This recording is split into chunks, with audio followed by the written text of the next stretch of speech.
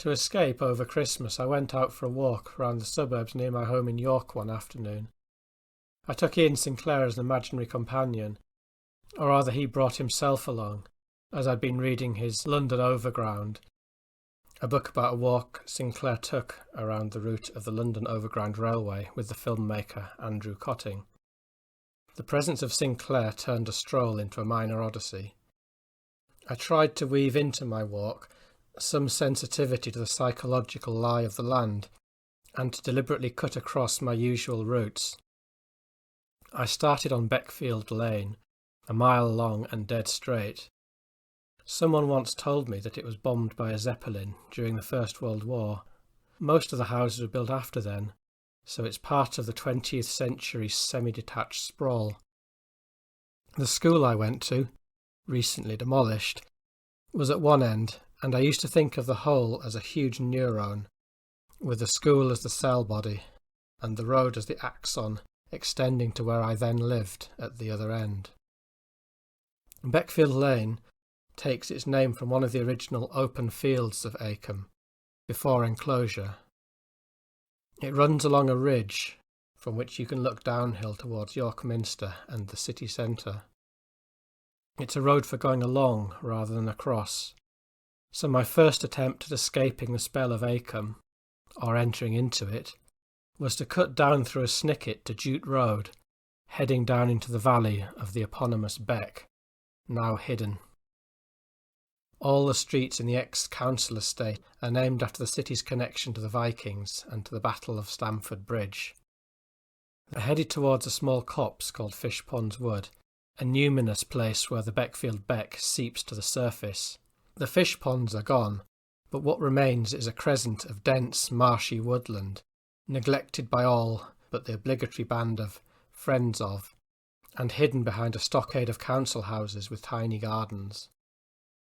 A significant local road is called Carr Lane, and I imagine Fishponds Wood as a relic or descendant of that primordial Carr, as if every neighbourhood needs its weep hole, where things hidden can come to the surface.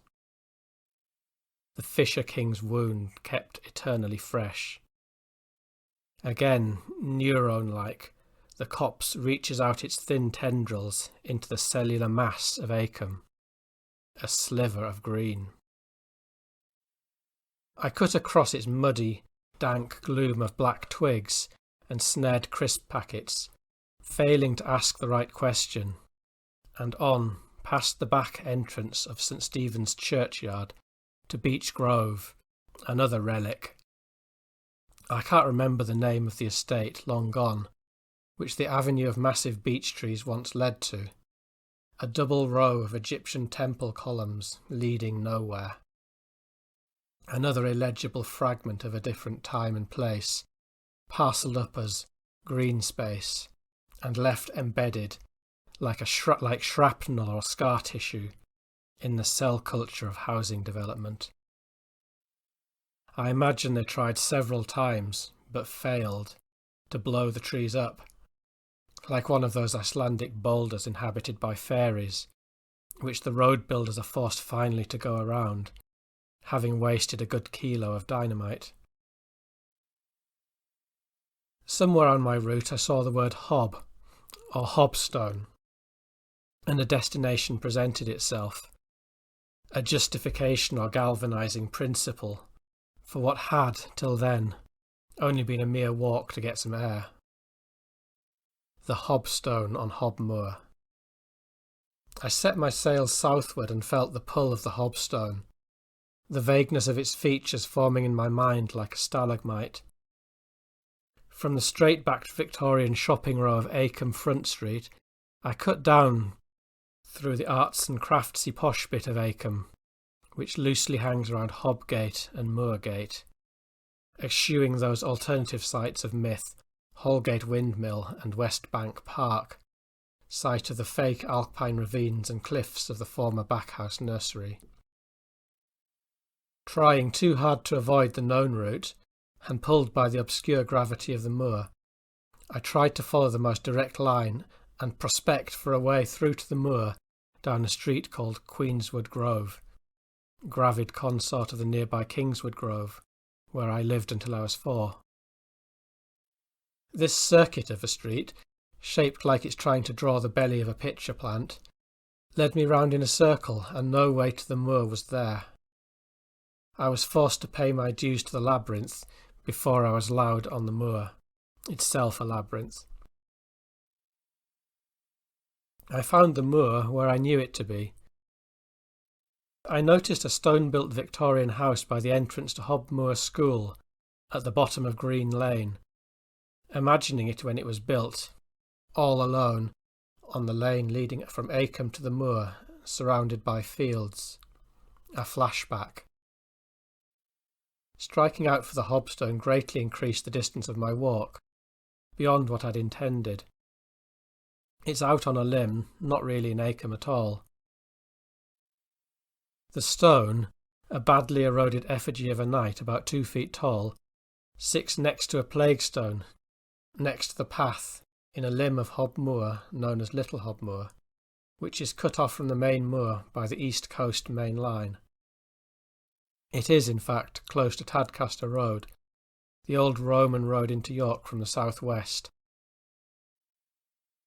The stone was placed in its present position in 1717, but the carving predates that, 13th century if I remember correctly, or 14th.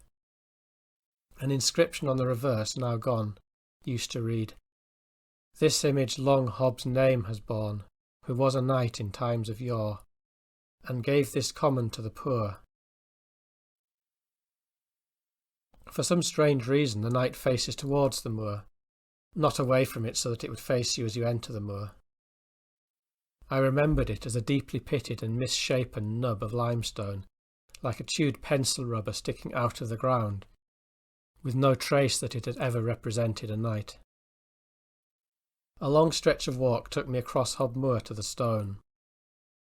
It used to be on my cycle route to and from work, so memories of that time arose.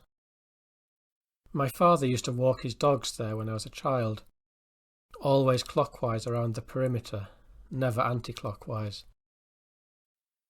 One Christmas day he brought me here to try out a boomerang that I'd got. My father had the first throw, and it smartly disappeared into the ditch or the hedge and was never found. He promised he'd buy me a new one, but never did.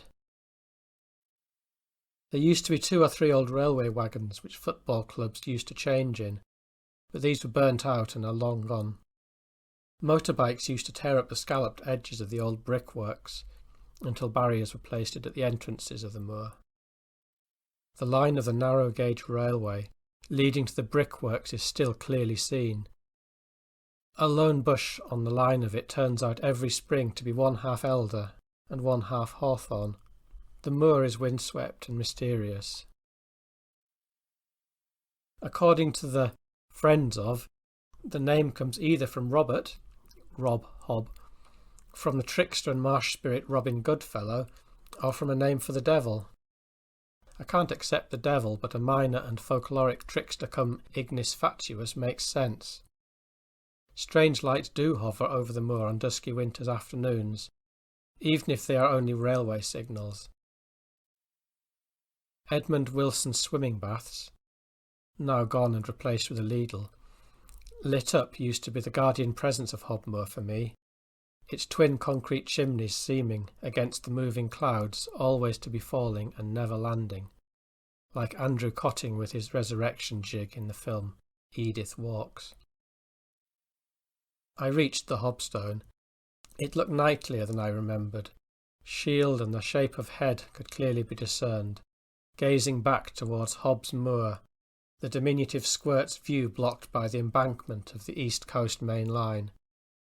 If this Hob was a Robin Goodfellow, he was a severely eroded and impotent one, trapped in a crumbly block of limestone, well on its way to the status of mineral content of the local soil, ridiculous as the stone of Scone. Not willing to turn on my heels and return the way I'd come, I took the path which branches off from the one I'd come on, and went in the direction of York Railway Pond. This was new territory for me.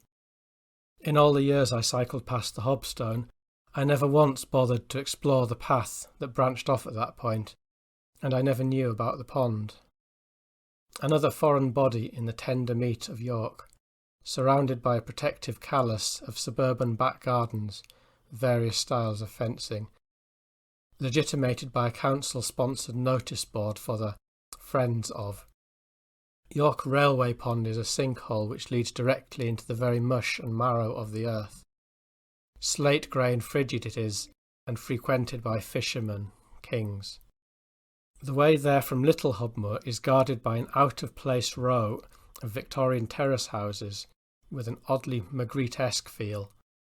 They are dark when the sky is light. Then a newish yellow brick estate, complete with serpentine roads that lead nowhere. Then a strange green corridor that spirals down to the omphalos of the pond itself. It truly is like the siphon hole of a huge buried mollusk.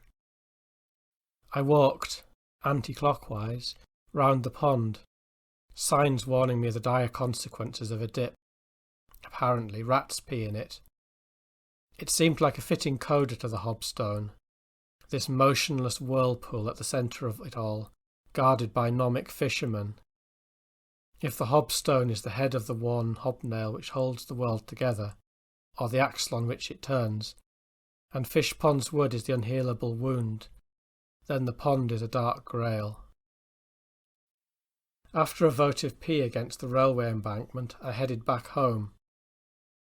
It was getting dark and 4 crows perched atop 4 elder trees on the far edge of the moor.